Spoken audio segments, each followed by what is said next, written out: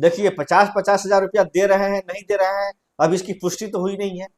मोदी जी ने भी कहा था कि हम सबको 15-15 लाख रुपए देंगे, लेकिन आज तक नहीं दिए गए। सालाना 2 करोड़ युवाओं को रोजगार देने का वादा किया था, आज तक नहीं दिए गए।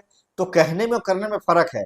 हम भी आप सामने हैं, जनता से हम यही अपील करेंगे कि पैसा ले लीजिए अगर दे रहे हैं, लेकिन वोट मत दीजिए। अगर आप वोट देंगे तो आपके बच्चों का पेपर लीक होगा, और बच्चों का जो है ना, देखिए बिहार में भी 10-10 साल तो बोला गया, दिया गया। देखिए महाराष्ट्र बिहार में दिया में, गया, मध्य प्रदेश में दिया गया, सुनिए ना, यूपी में भी देंगे योगी जी देखिए बोला है। बिहार में जिस तरीके से एसआईआर हुआ, हाँ, और उस एसआईआर में जिस तरह से मुस्लिम, दलित और काफी यादव वोट बैंक को काटा गया जो भाजपा को वोट नहीं देते थे, कहीं ना कहीं इलेक्शन कमीशन से उनका टाका फिक्स था, इसलिए वो चुनाव जीते। जनता जो है उनको कभी चुन के नहीं भेजती है। आप आंकड़ा उठा के देखिए, बीजेपी से ज्यादा वोट मिला है आरजेडी को, परसेंटेज के हिसाब से। बीजेपी को ज्यादा बीजेपी से ज्यादा वोट मिला है आरजेडी को, फिर भी वो जो सत्ता में नहीं है। क्यों नहीं है? क्योंकि कहीं ना कहीं चुनाव आयोग मिला हुआ है, और अगला जो आंदोलन होगा इस देश में, देश के चुनाव आयोग के खिलाफ होगा, और बैलेट पेपर से चुनाव होने चाहिए। ईवीएम पे हमको विश्वास नहीं है। योगी जी ने जो 50 साल देने का अनाउंसमेंट किया, क्या चुनाव आयोग इस पर एक्शन लेना चाहिए? कानूनी तौर पर ठीक नहीं है? देखिए बिहार के अंदर चुनाव आयोग ने क्या एक्शन लिया? इधर चुनाव चल रहे थे और इधर खटाखट 10-10 हजार रुपए महिलाओं के खाते में जा रहे थे। तो जिस तरह से चुनाव आयोग ने अपनी आंखों पे पर्दा डाल रखा है, और जिस तरह से भाजपा की पार्टी बन गई है चुनाव आयोग, उससे साफ जाहिर होता है कि चुनाव आयोग अब निष्पक्ष नहीं रहा।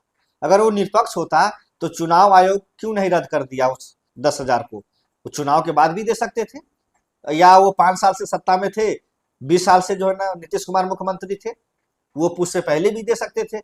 लेकिन चुनाव आयोग ने जिस तरीके से आंख में पट्टी बांध करके देश के लोकतंत्र को बदनाम करने का काम किया, ये देश देख रहा है, दुनिया देख रही है। इसका जवाब देश की जनता देगी। लेकिन ये जो 50 साल का अनाउंसमेंट किया गया है, क्या योगी जी ने कोई काम नहीं किया इसलिए मजबूरी में दे रहे हैं, या फिर बाकी भी महिलाओं की हिम्मत के लिए दे रहे हैं, सशक्तिकरण के लिए दे रहे देखिए महिलाओं की हिम्मत की बात करता हूँ। अगर योगी जी को महिलाओं को इतना ही अगर मदद करनी थी, तो उन्नाव की बेटी को के साथ क्यों नहीं खड़े हुए? हाथरस की बेटी के साथ क्यों नहीं खड़े हुए? मेरठ की दलित बच्ची के साथ, जो उसकी माँ की हत्या कर दी गई, उसके साथ योगी जी क्यों नहीं खड़े हुए?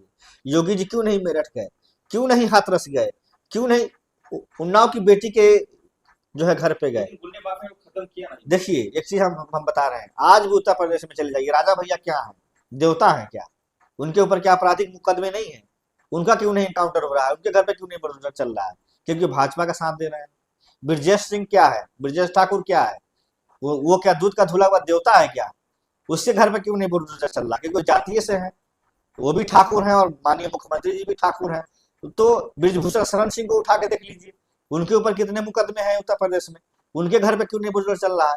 कुल मिला के ये है कि उत्तर प्रदेश में ठाकुरवाद चल रहा है, और ठाकुरवाद से ब्राह्मण भी दुखी है, पीडीए भी दुखी है, और मुस्लिम भी दुखी है, दलित भी दुखी है, माइनॉरिटी भी दुखी है, ओबीसी भी दुखी है। तो ठाकुरवाद अब यूपी में नहीं चलेगा, यूपी में चलेगा पीडीए, और इंडिया गठबंधन की सरकार बनेगी। आखिर छोटा सा सवाल है, योगी जी दे रहे 50-50 हजार, तो आपको दुख हो रहा है।